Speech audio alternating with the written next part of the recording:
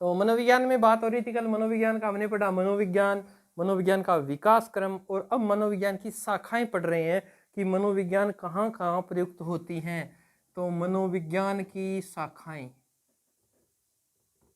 ये टॉपिक हम पढ़ रहे हैं कि मनोविज्ञान की शाखाएं कहाँ कहाँ है। तो सबसे पहले अगर संदर्भ में बात करें कि मनोविज्ञान की शाखा की बात करें तो मनोविज्ञान हर जगह काम आती है। तो सबसे पहले मनोविज्ञान की बात करें तो मनोविज्ञान है सामान्य मनोविज्ञान। ब्रह्मांड की ऐसी कोई भी वस्तु नहीं है या ब्रह्मांड का ऐसा कोई भी क्षेत्र नहीं है जहां मनोविज्ञान काम न आती हो। हर जगह मनोविज्ञान काम आती है। आप रिश्ता करने जाते हो मनोविज्ञान काम आती है, बाजार जाते हो मनोविज्ञान काम आती है, एक दुकानदार करते हो तो भी मनोविज्ञान काम आती है। यानी कोई भी क्षेत्र है वो मनोविज्ञान के अंतर्गत ही आता है। तो सबसे पहले अगर बात करें तो सबसे पहले है मनोविज्ञान सामान्य। नंबर 2 की बात करें तो 2 नंबर आता है असामान्य मनोविज्ञान। सामान्य व्यक्तियों का अध्ययन करने के लिए सामान्य मनोविज्ञान, और जो सामान्य नहीं है उनके लिए असामान्य मनोविज्ञान।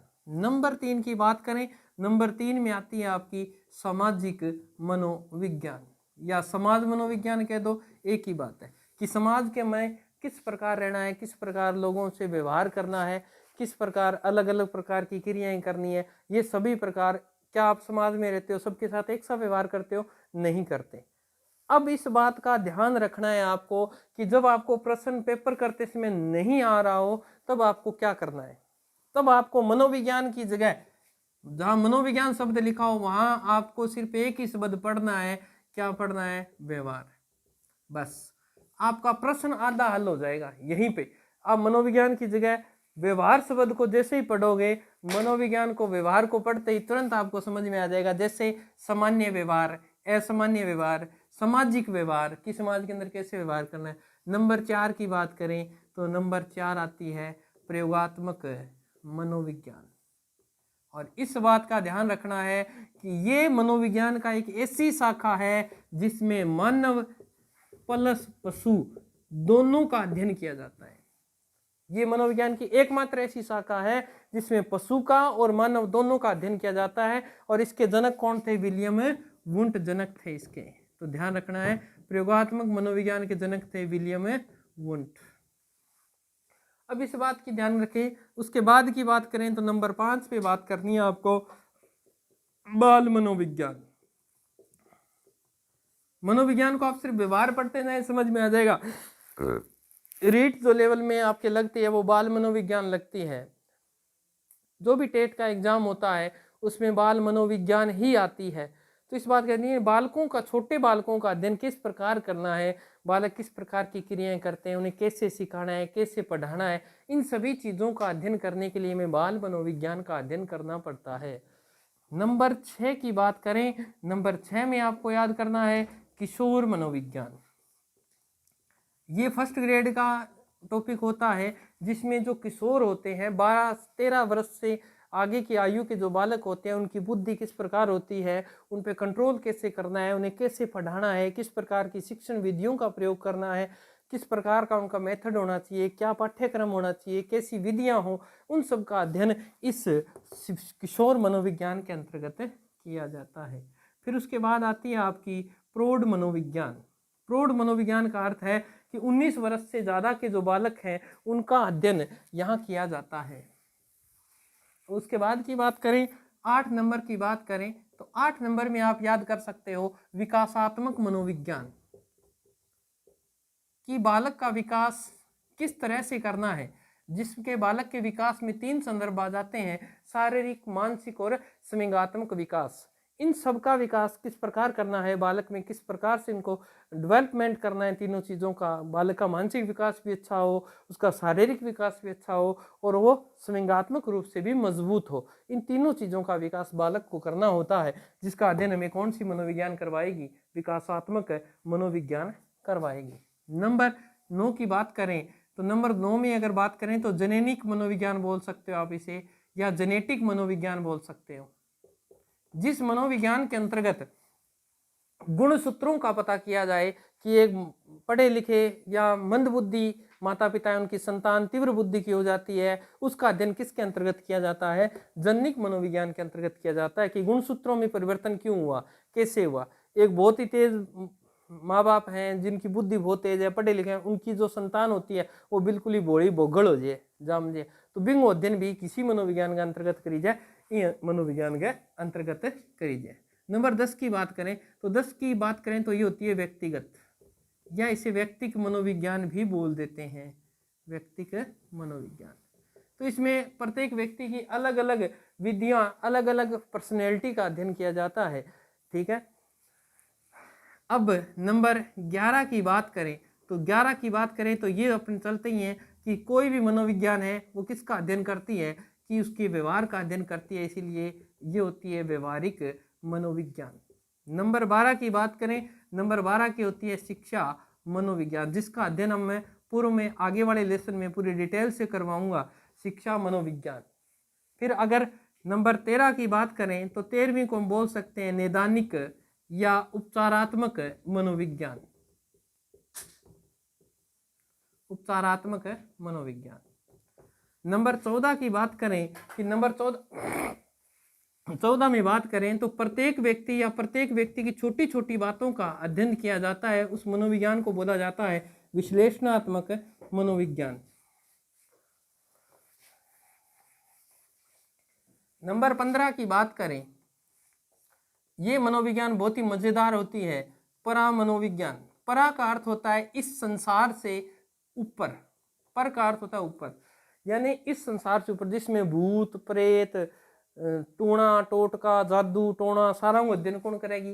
परा मनोविज्ञान करती है, जिसके अंदर इस संसार की बातें नहीं होती, इस संसार से अदर की बातें होती हैं, इस संसार को छोड़कर, इस दुनिया को छोड़कर दूसरे संसार की बातें की जाती हैं, उस मनोविज्ञान का नाम है परा मनोविज्ञान। फिर अगर बात करें 16 नंबर की तो 16 नंबर में बात आती है अपनी सैन्य मनोविज्ञान की, यानी सैनिकों मिलिट्री के अंदर जो नियम कायदे कानून होते हैं उनके लिए अलग मनोविज्ञान काम में ली जाती है। नंबर 17 की बात करें तो शारीरिक मनोविज्ञान, यानी ये जो पीटीए वगैरह के लिए लगती है वो मनोविज्ञान है, बच्चों के शारीरिक कैसे रखना है, उनसे खेल से संबंधित, जिसे खेल मनोविज्ञान भी बोल सकते हैं।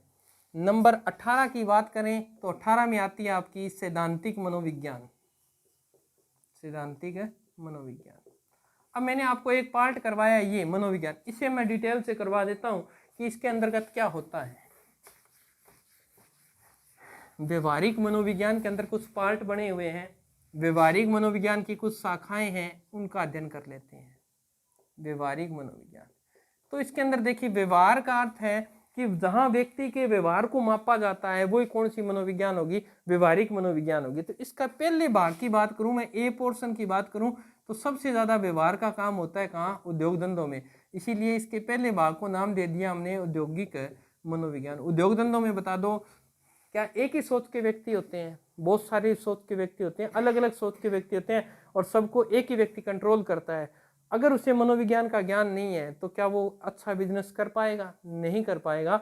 तो इसीलिए वहाँ पर इस मनोविज्ञान को पढ़ाया जाता है कि सबकी सुने, उनकी मद्देनजर रखते हुए, इनकी सबकी आवश्यकताओं को रखते हुए इस तरह से कोई एक नियम बनाया जाए कि सभी उस नियम से संतुष्ट हो जाएं। तो वहाँ कौन सी मनोविज्ञान आएगी? औद्योगिक मनोविज्ञान। आपने देखा होगा, एड वगैरह देखी होगी आपने, एक एड आती है, फेयर एंड लवली की एड आती है कि ये लगाइए और 7 दिन में गोरा हो जाइए। ये एक औद्योगिक मनोविज्ञान है, ये आपके माइंड को चेंज करती है। आप वहाँ से देखते हैं और वो आप प्रोडक्ट घर पे लेके आते हैं, ये बहुत गलत है। क्या कोई क्रीम लगाने से व्यक्ति गोरा हो सकता है? बिल्कुल नहीं हो सकता। क्या ये बता दीजिए कि आप क्रीम लगाते हो आप गोरा हो रहे हो, क्या वेस्ट इंडीज वालों के पास पैसे नहीं है? क्या वो फेयर एंड लवली नहीं खरीद सकते? वो खरीद सकते हैं परंतु गोरा नहीं हो सकते, क्योंकि ये चीज़ें सिर्फ बेकार की चीज़ें, जो चीज़ नहीं बिकती उनकी ऐड की जाती है। आपने देखा होगा कि एक बार अमिताभ बच्चन ने एक समोसा खा लिया था और वो 4 दिन तक लीलावती अस्पताल में भर्ती रहा था, और उस समय उसकी ऐड आती थी, कौन सी? कि खाया पिया पचाया हाजमोला की ऐड आती थी। क्या उसके पास हाजमोला खरीदने के पैसे नहीं थे? ये सब एक भ्रमिक होता है, लोगों में अपने सामान बेचने के लिए जिस मनोविज्ञान का प्रयोग किया जाता है वो कौन सी मनोविज्ञान होती है? औद्योगिक मनोविज्ञान होती है। नंबर 2 की बात करें, नंबर 2 में आती है आपकी विधि मनोविज्ञान। विधि को बोलते हैं लॉ साइकोलॉजी, यानी कानून की मनोविज्ञान। कानून में भी काम आती है। कानून का अर्थ क्या है कि देखिए, एक बच्चा है जिसकी उम्र 14 वर्ष है और एक व्यक्ति है जिसकी उम्र 22 वर्ष है, दोनों ने एक एक व्यक्ति को मार दिया, क्या दोनों को एक सी सजा मिलेगी? यहाँ मनोविज्ञान काम आती है कि दोनों को एक सी सजा नहीं दी जा रही। क्यों नहीं दी जा रही? क्योंकि इस बालक का मानसिक विकास सही नहीं हुआ है, मानसिक विकास नहीं हुआ है अभी तक। इसका मानसिक विकास कहाँ तक होना है? 19 वर्ष तक इसका मानसिक विकास होना है, इसीलिए इसकी सज़ा कम से कम होगी, 3 वर्ष हो सकती है, 5 वर्ष हो सकती है, और 22 साल वाले की जो सज़ा होगी वो कम से कम 10 वर्ष हो सकती है। तो इन दोनों की सज़ाओं में जो फ़र्क आएगा वो सिर्फ मनोविज्ञान की वजह से आता है, न कि किसी और की वजह से आता है। तो इसकी बात करें कि इसको लाने वाला सन 1908 के अंदर एक व्यक्ति था जिसका नाम था स्टर्नबर्ग। इस व्यक्ति ने इस पे शोध किया था, तो ये प्रश्न पूछ सकता है। और इसकी एक किताब थी on the witness of the stand, ये इसकी किताब का नाम था, जिसमें बताया गया था कि बालक अपराध करता है तो उसका विकास नहीं होता, इसलिए वो गलत दिशा में चला जाता है, और ये बाल मनोविज्ञान भी इसके अंतर्गत आती है। फिर नंबर सी की बात करें, ये आती है अपराध मनोविज्ञान, कि बालक ने जो अपराध कर दिया, यह यहाँ अपराध कर रहा है, और अपराध करने के बाद क्या उसे वो उसके काबिल है जो उसे सजा दी जा रही है। अब ये देखो, इस बालक ने अपराध किया, क्या ऐसे सामान्य जो अपनी हवालात होते हैं या कारावास होते हैं वहाँ रखा जा सकता है? नहीं रखना है। इस बालक को कहाँ रखना है? बाल सुधार गृह में रखा जाएगा, जहाँ पर इसकी आयु के ही बालक होंगे। अगर इनके साथ रख दिया तो इसके बालक में व्यवहार में परिवर्तन आ जाएगा और ये कभी नहीं सुधर सकता, क्योंकि वहाँ जाने के बाद वो बिगड़ेगा और वो एक बड़ा गुंडा बन के आएगा। ठीक है, तो लोग तो कबीर सिंह हो गए किसी के प्यार में, परंतु इनको कबीर सिंह नहीं बनाना है, इस बात का ध्यान रखना है आपको। ठीक है ना, तो अपराध मनोविज्ञान भी इस बात का समर्थन करते हैं। सबसे पहले अगर बात करें कि इस शाखा के अंदर, ये जो शाखा है इसमें जो असमायोजित व्यक्ति होता है ना, असमायोजित जो व्यक्ति होता है उसका अध्ययन किया जाता है कि उसने इस क्यों किया। अगर पूछ ले आपको कि बाल अपराध मनोविज्ञान के जनक कौन है, तो आपको इसका नाम याद रखना है, सीजर लम्ब्रोसो इसके मनोविज्ञान के जनक हैं, जो इटली के थे। नाम है इसका सीजर है लम्ब्रोसो। ये बाल मनोविज्ञान, अपराध मनोविज्ञान के जनक हैं इटली के। कौन? सीजर लम्ब्रोसो। और चौथा आता है आपका, यहाँ लिख देता हूँ मैं, चौथी जो इसके अंतर्गत पढ़ाई जाती है आपके, वो पढ़ाई जाती है सबसे ज़्यादा जो आजकल यूज में हो रही है, ये होती है चिकित्सा मनोविज्ञान या सैनिक मनोविज्ञान। हम डॉक्टर के पास जाते हैं और डॉक्टर हमारी सिर्फ व्यवहार से, हमारी बातों से पता लगाकर हमें उपचार कर देता है, और कई बार हमारी साइको भी बन जाती है कि हम जब तक वो चीज़ नहीं लेंगे, जिस व्यक्ति से नहीं लेंगे, तब तक हम सही भी नहीं हो सकते। आप कितने बड़े अस्पताल में चला जाए और आपको अगर दवाई किसी वैद्य की लग गई ना, जब तक आप वैद्य से दवाई नहीं लोगे ना, तब तक आप सही नहीं हो सकते। आप एक जोड़ा छाप डॉक्टर से दवाई ले लो और आपके वो सेट बैठ गई, आप MBBS से दवाई ले लेना, आपके सेट ही नहीं बैठेगी, आप जब तक उस जोड़ा छाप से दवाई नहीं लोगे। तो ये एक मनोविज्ञान है जिसे हम बोलते हैं चिकित्सा मनोविज्ञान या सैनिक मनोविज्ञान।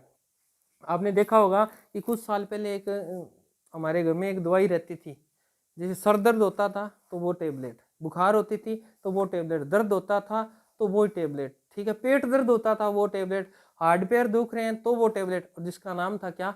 हरे पत्ते वाली गोली। उस पे हमारा क्या हो गया था? साइको आ गया था कि ये गोली सब कुछ सही कर सकती है।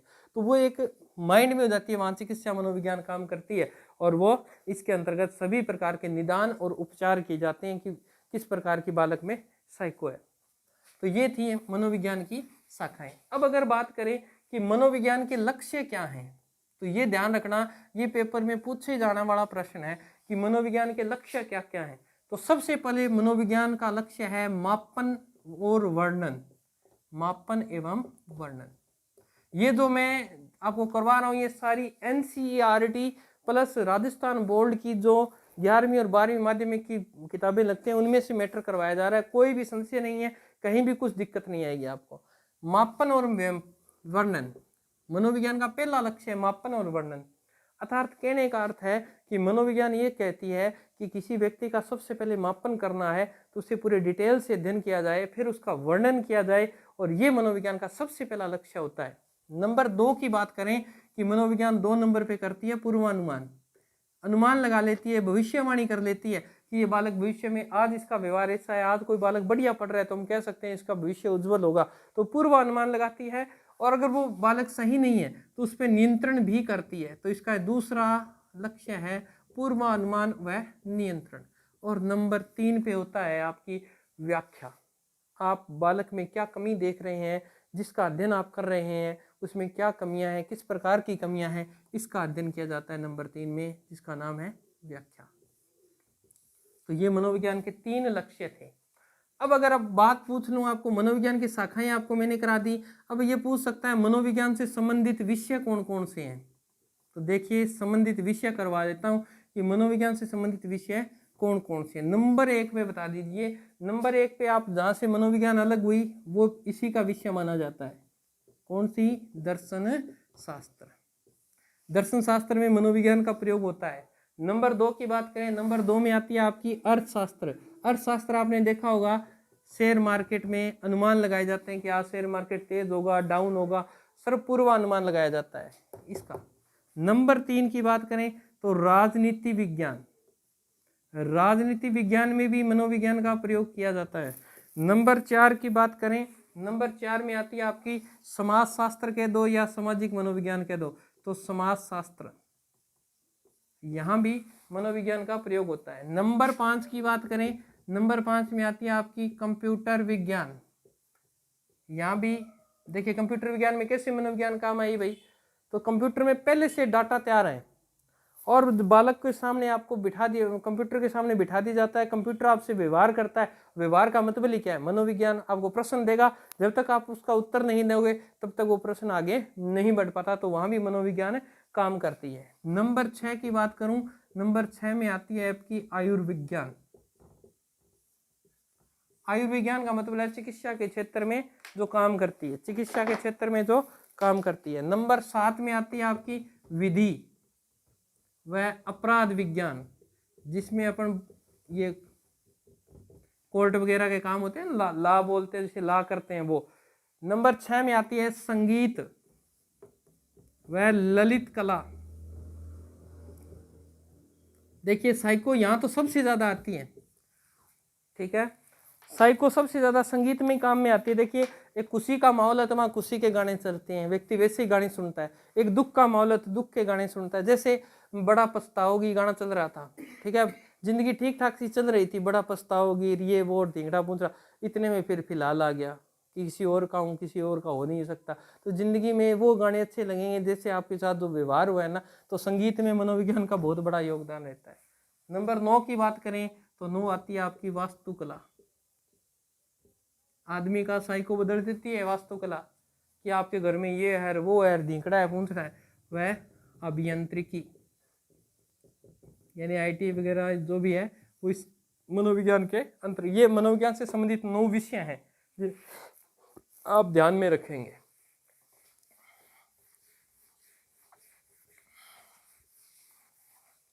अब हम पढ़ेंगे शिक्षा। मनोविज्ञान मैंने आपको पढ़ा दी, अब शिक्षा पढ़नी है कि शिक्षा शब्द क्या है। तो देखिए शिक्षा शब्द संस्कृत भाषा के शिक्ष धातु से बना है। पहली बात तो अपनी यहाँ से देख लेते हैं, और शिक्ष धातु से बना है। शिक्ष धातु का अर्थ होता है सीखना या सिखाना, सीखना या सिखाना। अब बात करें इसकी अंग्रेजी में क्या है, तो अंग्रेजी में इसको क्या बोलते हैं? एजुकेशन। शिक्षा को अंग्रेजी में बोलते हैं एजुकेशन। और एजुकेशन जो शब्द है वो कहाँ से बना, बस इतनी सी बात है। तो एजुकेशन जो शब्द है वो किस भाषा से बना है? लैटिन भाषा से बना है। और लैटिन भाषा के किस शब्द से बना है? तो ये बना है एजुकेटम से बना है। किससे बना है? एजुकेटम शब्द से बना है। और एजुकेटम शब्द की उत्पत्ति 2 शब्दों से मिलकर हुई, जिसका एक का नाम था ई प्लस ड्यूको। ई का अर्थ होता है अंदर, ई का अर्थ है अंदर, और ड्यूको का अर्थ है विकसित करना या बाहर निकालना, एक ही बात है। तो यानी एजुकेशन का अर्थ हो गया अंदर से बाहर निकालना, ठीक है। अब इस शब्द की एक किताबों ने इस तरह की एक व्याख्या सी दे रखी है, वो आप भी समझ लीजिए। यहाँ पे लिखा हुआ है एजुकेशन, बस है क्या, तो आप यहाँ 3 बार लिख लीजिए एजू, ये लीजिए। सबसे पहले जो शब्द आया था वो आया था एजुकेयर, फिर आया था एजुशियर, और फिर आया था एजुकेटम। और एजुकेटम से क्या बनी? एजुकेशन बनी। अब इन शब्दों को अगर भारत के हिसाब से बात करें, ये लैटिन भाषा के शब्द हैं, तो भारत में इसको बोलते हैं टू ब्रिंग अप, ठीक है। इसको बोलते हैं टू लीड आउट, और इसे बोलते हैं टू ट्रेन। ये भारत के संदर्भ की बात कर रहा हूं। अगर हिंदी में बात करें कि इसका क्या अर्थ है, तो इसका अर्थ है विकसित करना। इसका अर्थ है विकसित करना। लीड आउट का मतलब है बाहर निकालना, कि बालक जो सीख रहा है, सीखने की जो इच्छा है उसे क्या निकालो, बाहर निकालो। और इसका अर्थ होता है प्रशिक्षित करना, प्रशिक्षित करना। और प्रशिक्षित का अर्थ क्या है, एजुकेशन, और एजुकेशन का अर्थ क्या होता है, सीखना। बस सीधी सी बात है। तो ये थोड़ा सा याद कर लेना कि एजुकेटम शब्द, जो एजुकेशन शब्द है लैटिन भाषा के एजुकेटम से बना है, और एजुकेटम शब्द दो शब्दों से मिलकर बना है, ई प्लस ड्यूको। ई का अर्थ होता है अंदर से, और ड्यूको का अर्थ होता है विकसित करना या आगे बढ़ाना। ये तीन शब्दों से सबसे पहले आया था एजुकेयर, जिसका अर्थ होता है विकसित करना, फिर एजुशियर जिसका अर्थ होता है बाहर निकालना, और फिर आया था एजुकेटम जिसका अर्थ होता है प्रशिक्षित करना। अब अगर बात करें शिक्षा के संदर्भ में कि शिक्षा के कितने प्रकार हैं, ये आपको बहुत ही महत्वपूर्ण ध्यान रखना है कि हमने आज तक जो शिक्षा ली है वो कितने प्रकार से लिखी है। शिक्षा के प्रकार कितने प्रकार हैं? आज आप यहाँ बैठे हो, तैयारी कर रहे हो, कितने प्रकार से शिक्षा ग्रहण करके आए हो, कितने प्रकार से ग्रहण करके आए हो? तो देखिए शिक्षा आप 3 प्रकार से ग्रहण करके आए हो। सबसे पहले बात करें कौन सी शिक्षा आपने ली, पहली शिक्षा आपने ली थी औपचारिक शिक्षा। 2 नंबर पे आपने ली थी अनौपचारिक शिक्षा, और 3 नंबर पे आपने ग्रहण की थी निरौपचारिक शिक्षा।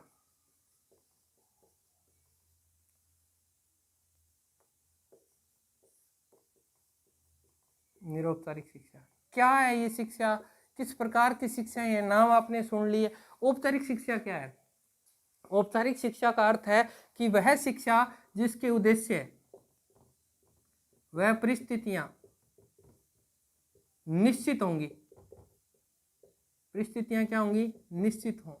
जैसे ये कह रहा है कि उद्देश्य भी निश्चित होंगे और परिस्थितियां भी निश्चित होंगी। जैसे हम स्कूल में जाते थे ना, तो हमें ये पता था क्लास 9th क्लास कहाँ लगती है, कि इस कमरे में लगती है। 9th में कौन सी बुक पढ़नी है, पहले से निर्धारित था। कि पाठ्यक्रम क्या था, निर्धारित था, यानी आपका उद्देश्य क्या था, निर्धारित था। परिस्थितियां क्या थी, इस स्कूल में जाओगे, इस क्लास में बैठोगे तो ये आप 9th क्लास पास करोगे, तो ये परिस्थितियां थी। तो इसका उदाहरण हो सकता है स्कूली शिक्षा, कि स्कूल के अंदर जो शिक्षा आपने ली थी, बंद के ली थी, वहाँ उद्देश्य निर्धारित था, परिस्थितियां भी क्या थी, निर्धारित थी। अनौपचारिक शिक्षा क्या होती है? जिसमें न तो उद्देश्य निर्धारित होता है और न ही परिस्थितियां निर्धारित होती हैं। ये शिक्षा कहीं से भी मिल सकती है, और ये शिक्षा हमें लगभग घर वाले देते हैं। कोई भी किताब आज तक ये नहीं कहती कि बेटा घर से बाहर जाए ना तो सर पे चुन्नी लेके जानी चाहिए। लड़कों को कहते हैं कि फलानिया संग ना बोली बेटा, कोई लड़ाई करता है तो वह किताब में लिख रही है कि किसी में कहीं कौन लिखी थी, कि घरे अपन शिक्षा देवे नहीं, दादा नाना काका ताऊ जी की भी शिक्षा है, पारिवारिक जी की शिक्षा हुआ है, वह सारी किसी शिक्षा के अंतर्गत आवा है। यही शिक्षा के अंतर्गत आवा है। ना तो इनमें कोई उद्देश्य हुआ है, ना इनमें कोई परिस्थितियां हुआ है। गठे खेत में जान ला रहे हो, जानता जानता था ना कोई बात बता दी, थे रसोई में बैठे हो रोटी बनाने ला रहे हो, इतना में थाने कोई बात बता दी, तो इनमें कोई परिस्थिति निर्धारित को नहीं हुआ, गठे भी शिक्षा मिल सका है। ये बस स्टैंड बाहर निकलिया, कोई चोरी करने ला रहे हो, जूत पड़न लाग रहा, आज आप एक शिक्षा ग्रहण कर ली, चोरी करनो माड़ी बात है, यहाँ जूत पड़ा है, हर कंपनी का पड़ा है, तो ये भी हमने एक शिक्षा की। ये कौन सी शिक्षा होती है? अनौपचारिक। निरौपचारिक क्या होता है? इसमें उद्देश्य तो क्या होते हैं? निश्चित होता है, परंतु परिस्थितियां निश्चित नहीं होती। परिस्थितियां निश्चित नहीं होती। कैसे? जैसे दूराचार शिक्षा या पत्राचार शिक्षा या दूरस्थ शिक्षा, दुराचार नहीं, दूरस्थ शिक्षा, ये जो शिक्षा होती है इसमें उद्देश्य तो, जैसे हम प्राइवेट कह दो, प्राइवेट बीए करनी है, प्राइवेट बीए का अर्थ है कि प्राइवेट जो बीए करनी है वो कैसे करते हैं अपन, उसमें हमें ये पता है कि इस किताब में से आएगा, इतना पता है कि ये सिलेबस है, परंतु क्या ये बताया गया कि आप फलानी कमरे में बैठ के पढ़ो, इस कमरे में बैठ के पढ़ो, बी में बैठ के पढ़ो, इसी कोई बात को नहीं बताई जाए, वह शिक्षा किसी के अलावा है, निरौपचारिक शिक्षा कहलाती है। तो शिक्षा के 3 स्तर हैं, औपचारिक, अनौपचारिक और निरौपचारिक। तो ये थी आपको शिक्षा से संबंधित। आगे वाला टॉपिक हम कल अध्ययन करेंगे, उसमें हम पढ़ेंगे शिक्षा मनोविज्ञान। तो ये वेट कीजिए, आपको कल हम कराएंगे शिक्षा मनोविज्ञान।